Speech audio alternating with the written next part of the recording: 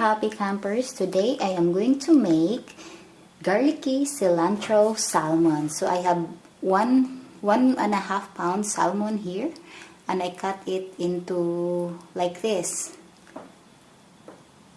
Make sure you pat dry the salmon.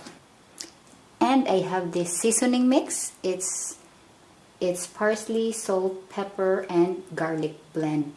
But if you can't find this one, just use your favorite seasoning mix.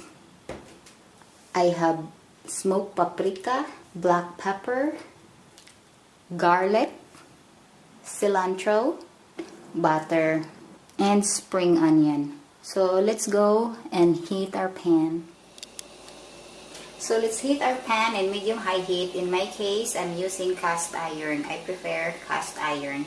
Once the pan is hot or warm, we will add the butter and let it melt.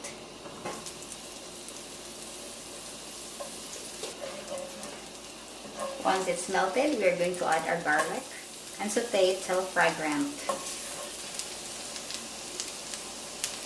We will add the salmon, the seasoning mix, the black pepper, the smoked paprika, and just mix it a little bit. And we are going to brown each side of the salmon. Make sure all the sides are brown.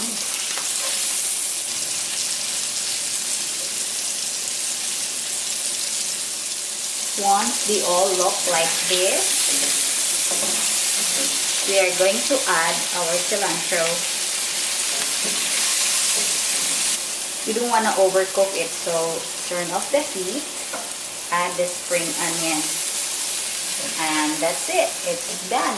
That's how quick and easy this garlicky cilantro recipe is.